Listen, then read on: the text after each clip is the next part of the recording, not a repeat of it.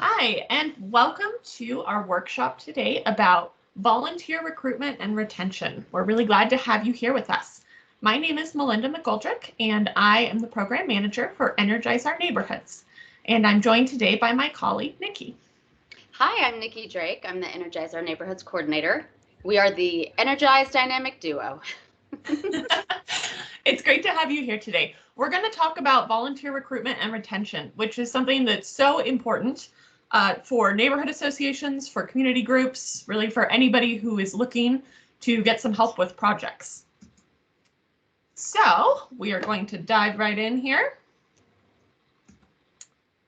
We'll cover our learning goals quickly, and then we're going to go through some demonstrations of things. So the first demonstration will be about recruiting, talking about how we can recruit people to do things for us, going through some basics of that. Then we're going to cover what we call the pitch. So that's talking to people about your organization or making a specific request of them if you are looking for people to do something for you.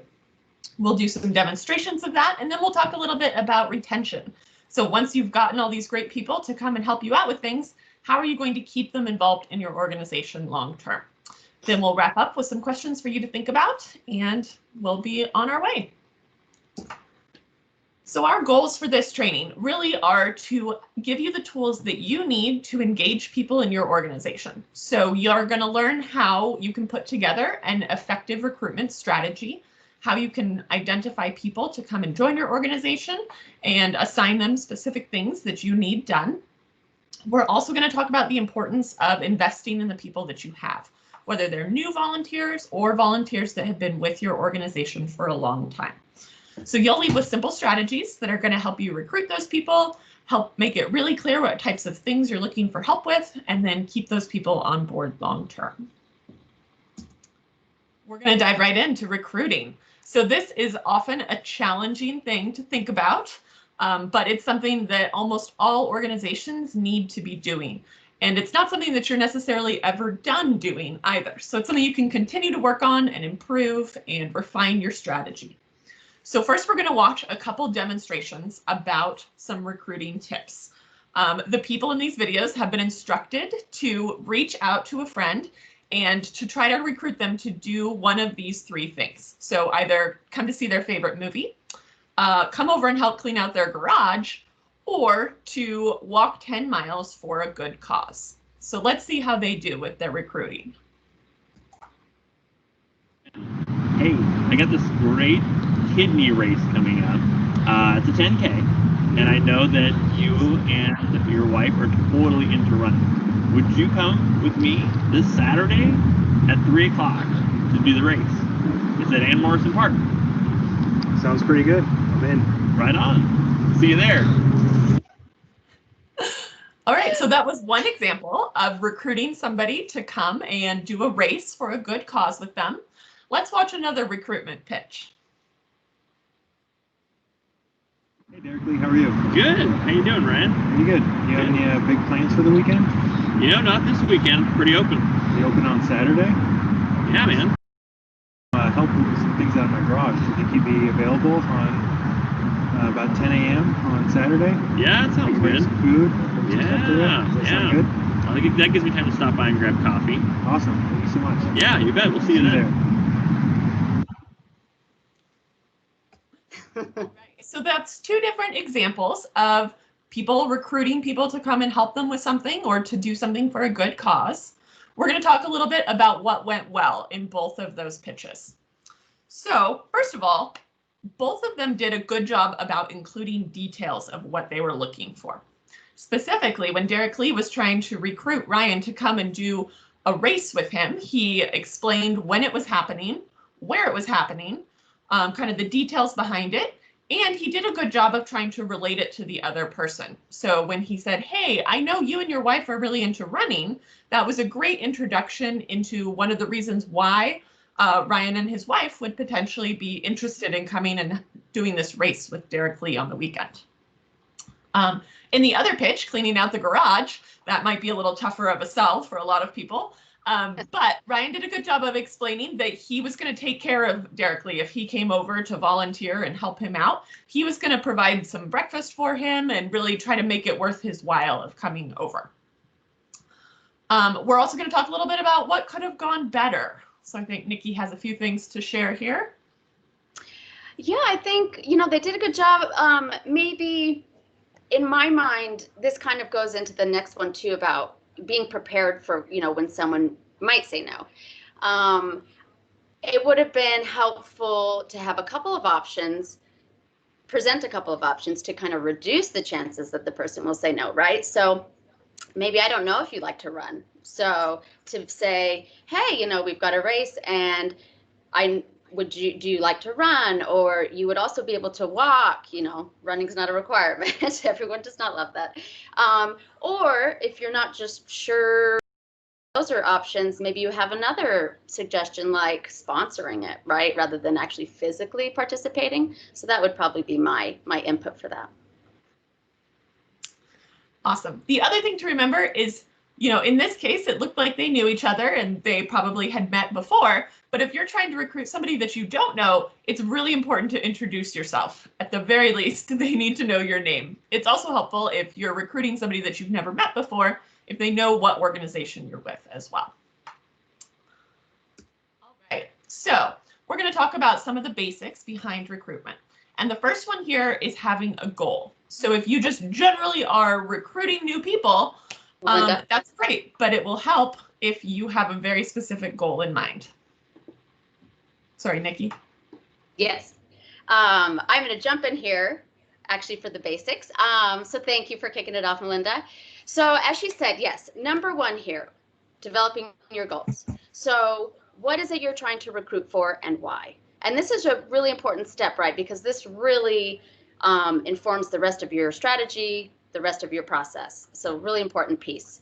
Are you wanting volunteers for an event? Are you looking for ways to, increase social media presence?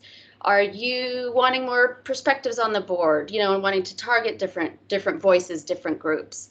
Sponsoring an event, right? A lot of options, but identifying that is that key. I want to also give an example that will kind of carry through these steps as well. So let's say for me, my goal, a couple residents and me, we are interested in having a neighborhood cleanup, right? We've noticed some garbage, some trash, and we want to do cleanup. We've got some seniors who've got some weeds that we want to help with, right? So we want to coordinate this. And we tried this a couple years ago, and it wasn't super successful. So this year, we've decided that we would like to engage families and staff and kids that go to our local school, which is 5 blocks away. So we think that's a great way to just increase our participation, right, and create a kind of a larger sense of community. So that's my goal. So let's move on to number 2. Developing a list of prospective members and places to recruit. So this is our who, our where, our when, right? We want to make sure that this list covers our recruitment goals, but we also want to make sure that it's manageable. So we can start out, with a couple ideas, a short-ish list, and then we can, always expand that as needed. But we don't want to feel totally overwhelmed initially. It's not a good feeling. So going back to my example of a cleanup. So we want staff, parents, students to get involved. So where might we start with that? Well, how about if we attend a PTO meeting, parent-teacher organization meeting, and we talk about, our event, our idea. Does the school have an upcoming, parent-teacher conference night, or an upcoming event, or a resource fair? We can have a table and engage and chat with people and tell them about it. For the student piece, which is a little bit different, right? We can, do they have a student leadership group or a club to meet with? A lot of clubs have that kind of a required service project piece, right? So that's like perfect. So we can create that list and start from there, and then just with one school, manageable, and then see how that goes. So moving on to number 3, develop and practice your elevator pitch. I love an elevator pitch. I get very excited about this.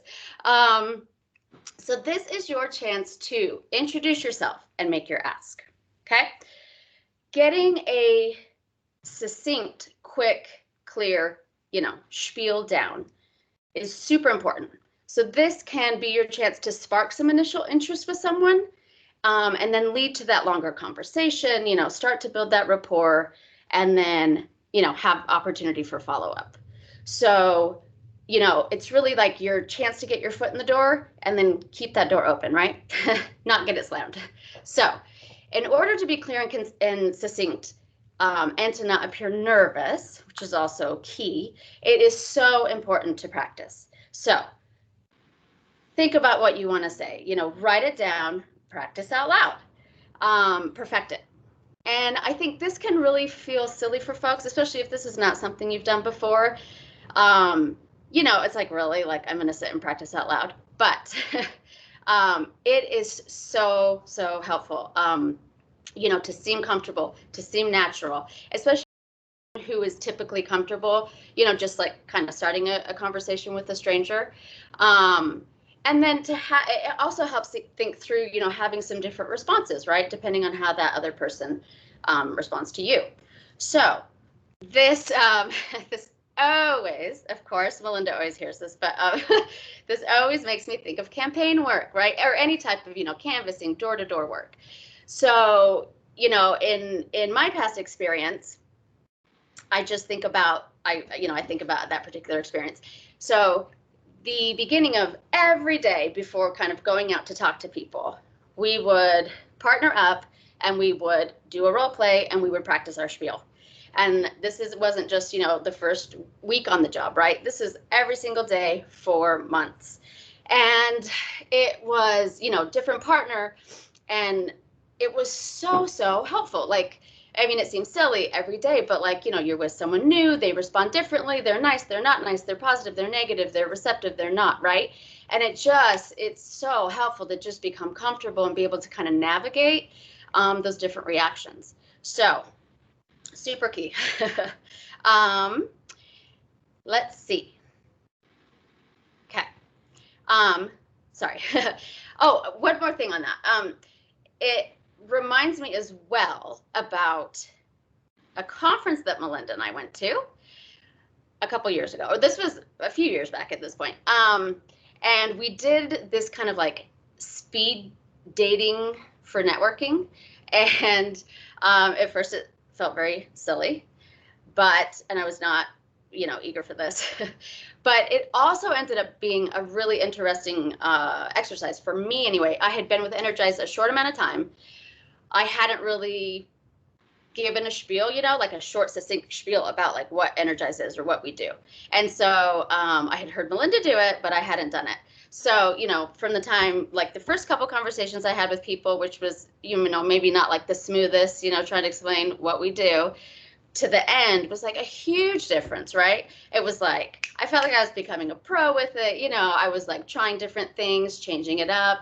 And then I felt like, oh my gosh, I can talk to anyone. I've got this down.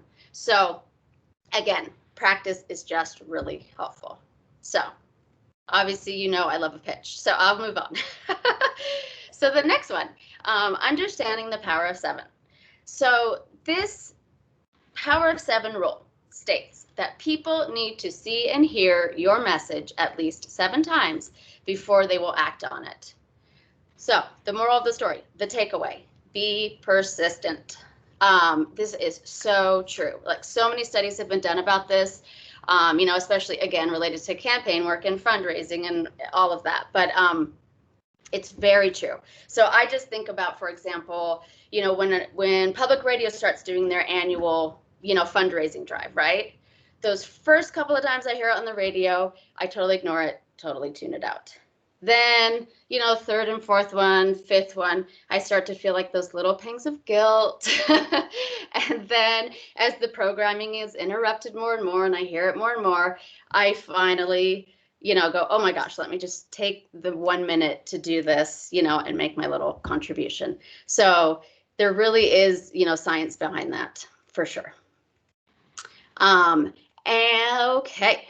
The other piece I want to add to that is, it's not just persistence, but it's definitely, being mindful of the type of outreach that we're doing, right? So again, this face-to-face opportunity is so important.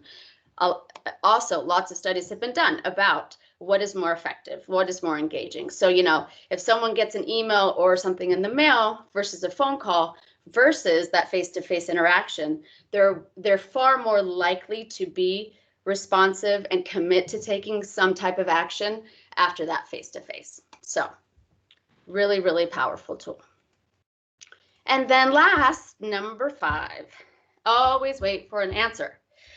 So if you don't ask your prospective member to do something, they are not going to do it, right? So, you know, again, it seems pretty basic, but it's really kind of easy to miss that step a little bit. So, you know, have your specific request, get your specific response. If they're not sure what you're asking, they're not going to offer, you know, just offer up some action. And then as we kind of saw in that first round of role play, you know, have your kind of a secondary or maybe a lower lift request in mind, ready to go if that answer is no. Okay, so we're going to move on. So much information.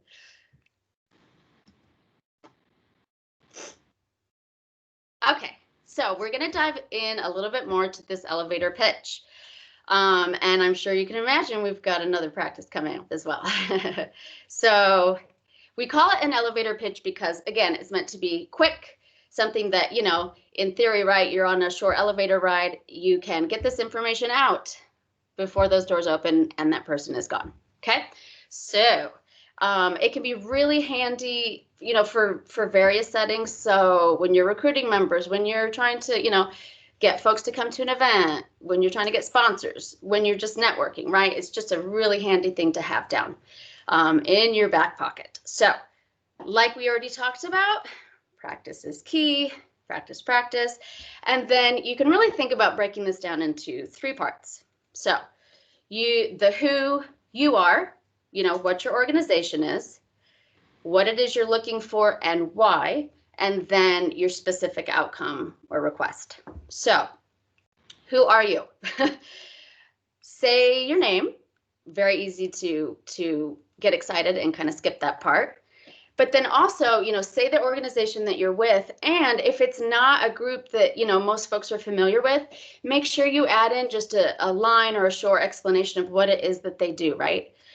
Super helpful so that the person knows, you know, what you're about, who you're representing. So number 2, so what, you know, what you're looking for and why. Try to be really specific with this. This is really the bulk of your pitch. So, you know, again, are you trying to increase members? Are you trying to get a contact for another group? Are you trying to get sponsorship? You know, what is it? And then why? So you want, you know, this is where you're trying to have some meaningful reason behind what it is you're asking for, right? That's going to engage that person. So that is number 2. Number 3, specific outcome. So what is your ask of this person? This one can be, you know, it can be kind of a fine line because you want to be clear and you want to have that ask, but you also don't want to be like, you know, super demanding where it's a lot of pressure, or if it's too much that the person, it's just too much for that person to commit to, you know, that can lead to a no. So, you know, if you can have an ask, but again, maybe have a second option or, you know, potentially be a little bit open-ended, that can alleviate some of that pressure. So going back to the example that I used about the cleanup, you know, if I say, you know, I'm thinking in my pitch, right? So, hey, our neighborhood's dirty. We want you to come pick up trash. That would be really great. I mean, that's not necessarily the most riveting, you know, persuasive thing, unless you just live for trash. Maybe that you will find that one person.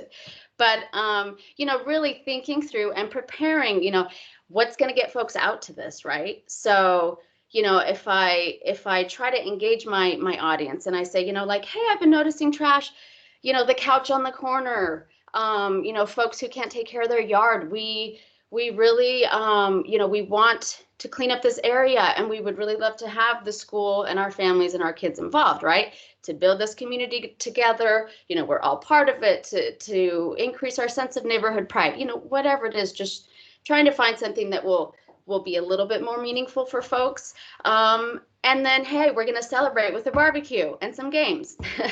Incentives never hurt. That's always very helpful for anything you're trying to get done. So that's just, those are the types of things I would be thinking about, as I'm planning my pitch. And then being prepared for, my spiel to adults, to parents, to staff of the school, and then, my spiel to kids, which is probably going to be a bit different.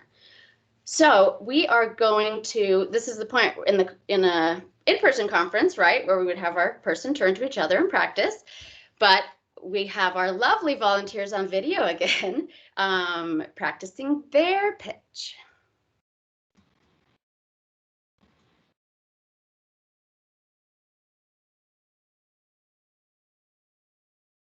Oh, we've got the volume off again.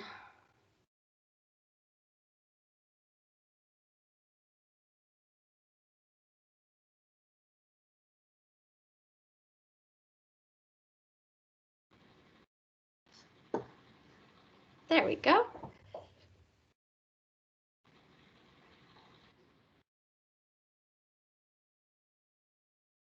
No. Technical difficulties. Is there no sound? Nope. Okay.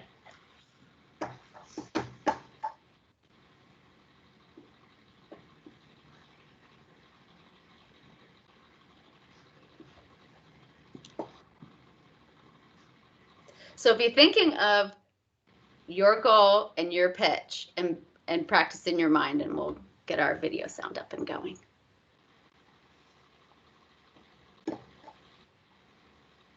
I'm Derek Lee. Ryan, it's good to meet you. Yeah. Hey, I work for Sans Constantine Productions, and we're putting together this coming year's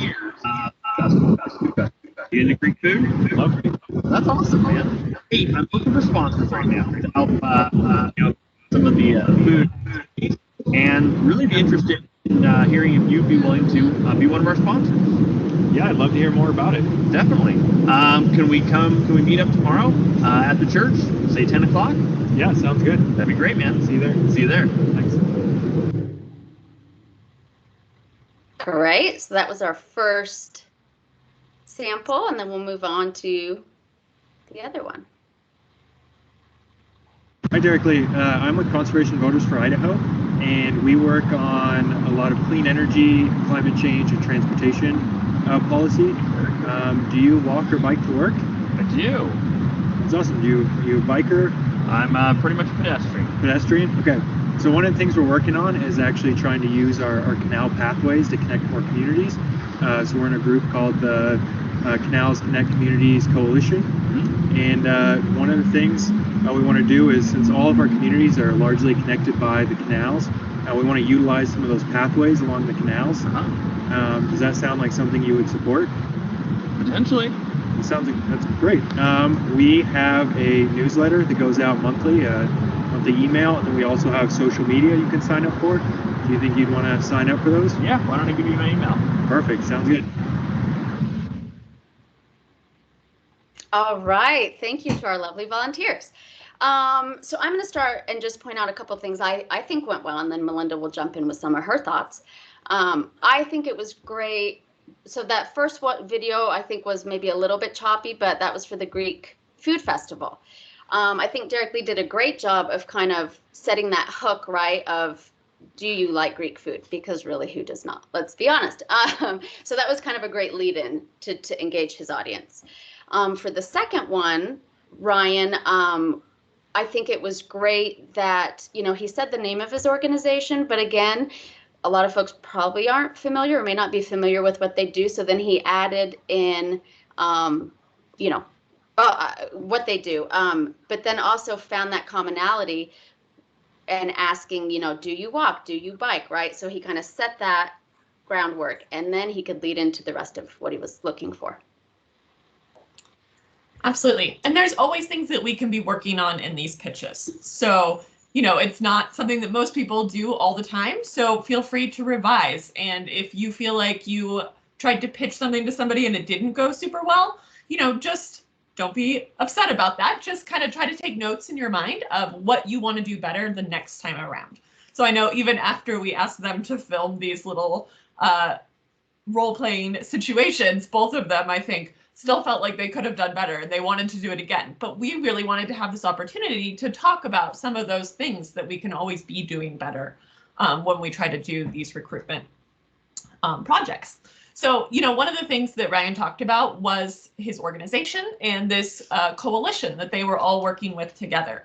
But, I think there's always more that can be done to better connect what you're asking for and the person that you are trying to recruit. So saying, are you a pedestrian? That's great.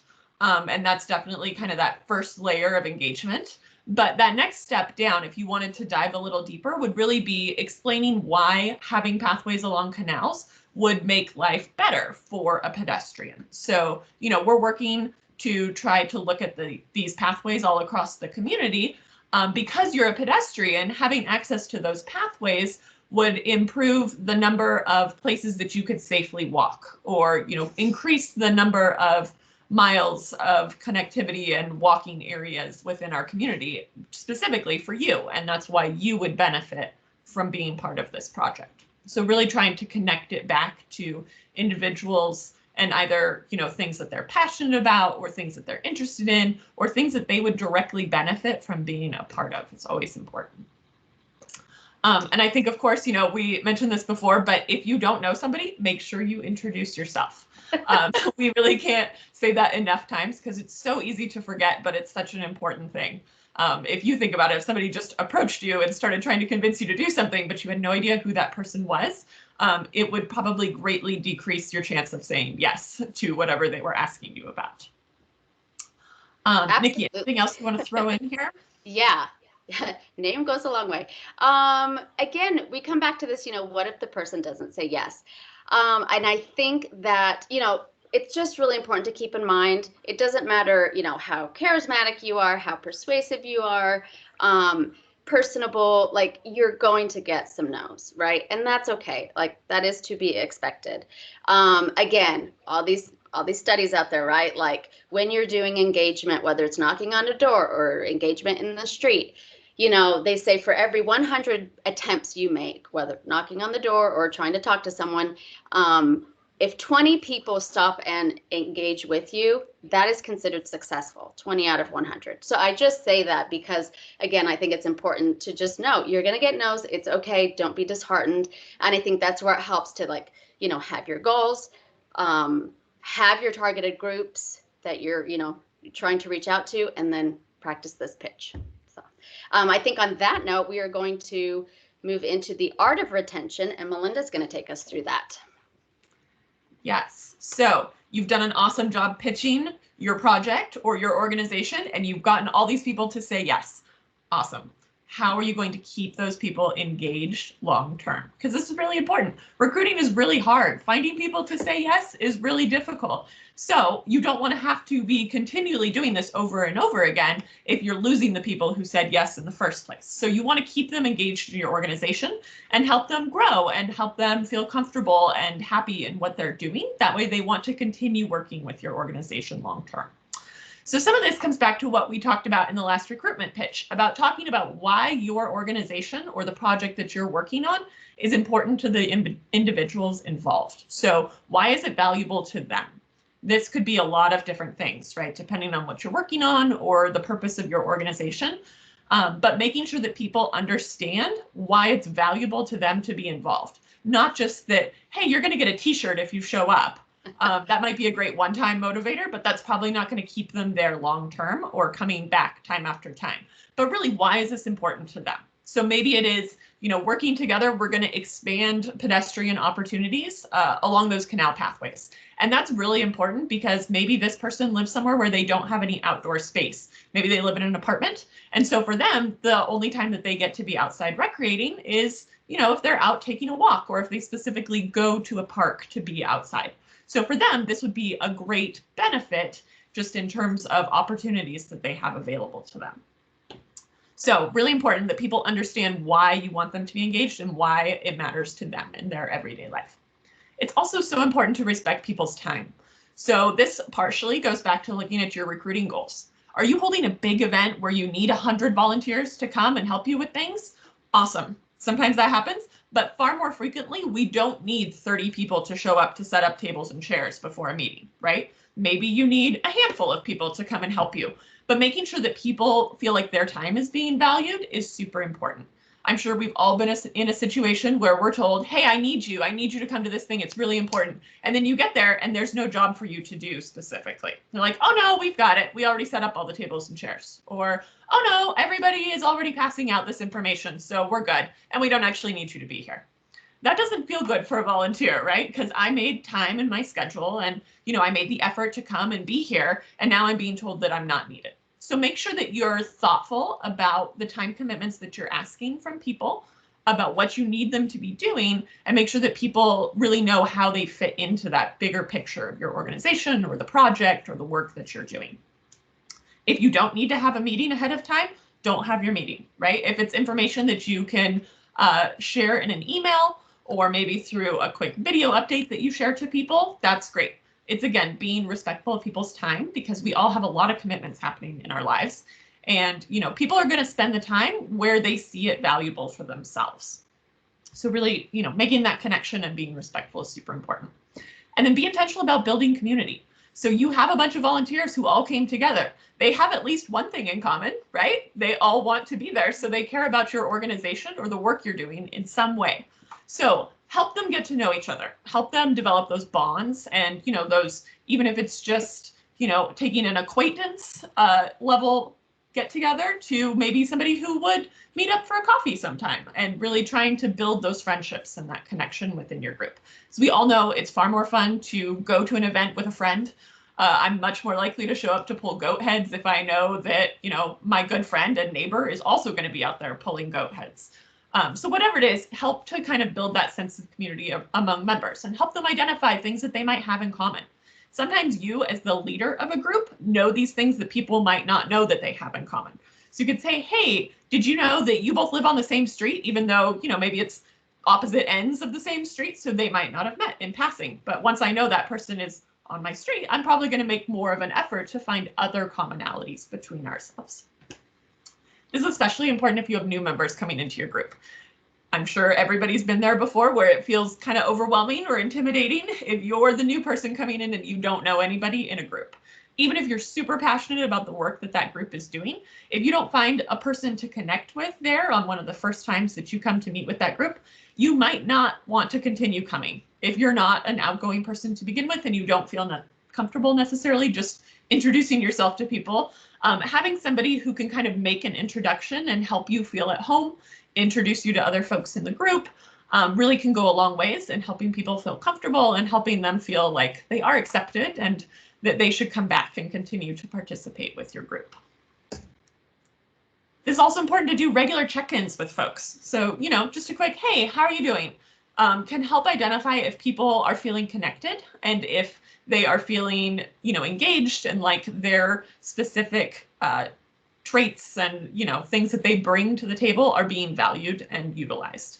So saying, how did you feel about that last event? Did you have any feedback? This can be a great opportunity for people to share like, hey, I would have loved if I could have helped do XYZ thing over here, and can help you identify who might have, other assets or other skills that they would like to be bringing to the rest of the group and helping to make your projects better overall. Alongside of that is remembering those accomplishments and the key dates and things like that and celebrating with your group. There's a ton of work to be done out in our community, and I think it's really easy for us to get kind of blinders on and just think, hey, we're going to do this thing and we're all going to work really hard and, we're going to get it done. Okay, maybe you did that. Maybe you had 1 million people come together and you had a really great event. It's so important afterwards to say thank you to those volunteers and to bring them together and say, hey, look what we were able to do by coming together. If we forget that piece of it, there's a lot of people who feel like, well, maybe people didn't actually care. And that might not be the case at all. Everybody has different ways that they like to be recognized and to think about their accomplishments. But making sure that you do take some time together as the group to say, look at what we did. Maybe if you're cleaning up trash, it's make sure you take a picture of all of those trash bags before they get hauled off to a dumpster. or take a before picture of an area, and then once your volunteers come in and they've cleaned up all the weeds, take an after picture and make sure that you share that with your volunteers. It's also a great thing to be able to share on social media or in a newsletter or on your website to be able to say, hey, look what we did together. We came in and we cleaned up all of this trash, or we cleaned out all of these bags of goat heads, whatever that might be. Just really having that visual and taking the time to say thank you. So that was kind of a quick run through of things. We also have a couple handouts that you will be able to find that go along with this course. And those handouts outline these different tips around retention, and then also kind of those basics around recruitment and your elevator pitch as well. So be sure to check those out. So in wrapping up, we just have a couple questions that we really want to encourage you to be thinking about within your organization. So where do you need to focus in the next year? Maybe you have a ton of volunteers, but they're not overly connected. Maybe you really want to focus on what you can be doing to make them feel like they're part of this group more. Or maybe you only have 2 volunteers and you really need to be focusing on finding some more people to help with the work. That way, those couple people who are involved don't get burnt out. But really thinking about what makes most sense for you. Do you already have the people to help you reach your goals? Or do you need to be looking for people who have specific skills and assets and things that they could bring to the table to help make your organization even stronger? Be specific when you're thinking about these things. And then, what aspects of recruitment and retention are you going to work on first? So make that plan. You have maybe a recruitment plan that's detailed, but think about that retention plan as well and outline some steps. When are we going to hold a volunteer celebration day? When are we going to hold a big event? What are the things that we want to work on together as an organization? Finally, don't be afraid to make mistakes, right? Everybody makes mistakes. Everybody's pitch doesn't go perfectly the first time. Sometimes we feel awkward and stumble over words. It happens to all of us. So, sometimes you forget to share your name or the organization that you're working with. We've all been there and we've all done that. The thing is to just remind people, hey, I'm a volunteer. I'm not used to doing this. I'm so sorry. Please bear with me and, start again.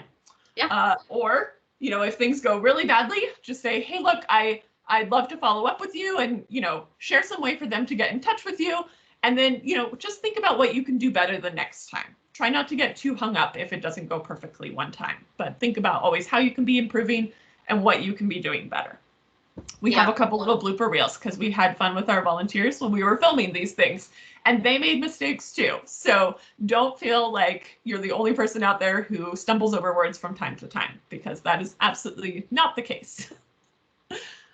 So finally, we'll just share. Hey, I'm Derek Lee. Who are you? I'm Ryan McColdry. Hey, Ryan. Hey, it's interesting. I work for the, dang it.